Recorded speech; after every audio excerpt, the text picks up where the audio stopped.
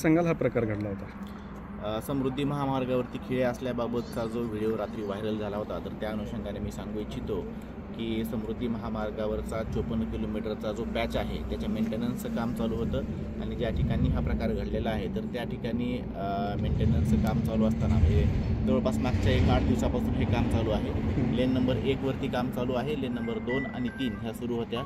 Lane number 1चं काम चालू असताना त्याला प्रॉपर व्यवस्थित बॅरिकेटिंगसुद्धा केलेलं होतं आणि हे काम करत असताना जे इंजेक्टेबल नोझल्स असतात तर ते त्याच्यामध्ये बसून त्याच्यामध्ये केमिकल सोडलं जातं जेणेकरून ब्रिजची स्ट्रेंथनिंग होते, ते काम चालू होतं आणि ते काल सकाळी लावलं होतं आणि म्हणजे आज सकाळी ते काढलं गेलेलं आहे। जवळपास 24 तासाची ही प्रोसिजर आहे। अशा प्रकारचे कुठलेही खेळ लावण्यात आलेले आहेत किंवा काही हे सगळी अशा प्रकार कुठलाही घडलेला नाही आणि ज्यावेळेस रात्री बॅरिकेड्स त्या ठिकाणी लावले होते कुठल्या तरी एका अज्ञात व्हेकलनं ते बॅरिकेड्स तोडले गेलेले आहेत, त्यामुळे जे 2-3 व्हेकल्स आले ते पंक्चर झालेले आहेत। ज्यावेळेस घटना घडली त्यावेळेस HSPचे पोलीस आणि दौलताबाद पोलीस स्टेशनचे पोलीस तात्काळ घटनास्थळी या ठिकाणी पोहोचलेले आहेत। मी सर्व नागरिकांना आवाहन करू इच्छितो की कुठल्याही अफवांवरती विश्वास ठेवू नये।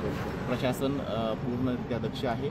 जे यापुढेही जे काही मेंटेनन्सची कामं केली जातील त्या प्रत्येक वेळेस प्रॉपर बॅरिकेटिंग रिफ्लेक्टर्स लावून कामं केली जातील याची आम्ही पूर्ण दक्षता घेत आहोत। आता कुठलाही धोका नाही महामार्गावरती? नाही, मेंटेनन्सचं काम आजही ते नोझल्स काढलेले आहेत, वाहतूक पूर्णरित्या व्यवस्थित सुरू आहे।